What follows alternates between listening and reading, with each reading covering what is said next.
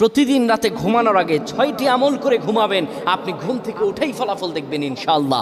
ঘুম থেকে উঠে আল্লাহর কসম করে বলে আপনি ফলাফল দেখবেন।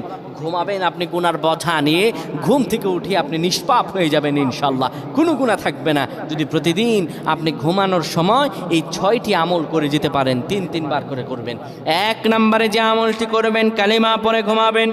2 নম্বরে দুরূদ শরীফ পড়ে ঘুমালে মৃত্যুর পর দুরূদ শরীফ হবে তার জন্য সুপারিশকারী। দুরূদ শরীফ পড়ে ঘুমাবেন, দুরূদ শরীফ পড়বেন। 3 নম্বরে ঘুমের দোয়া পড়বেন।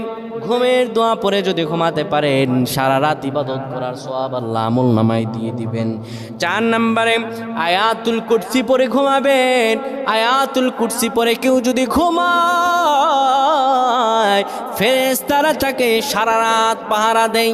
ফেরেশতারা তাকে সারা রাত পাহারা দেয়। আয়াতুল কুরসি পড়ে ঘুমাবে।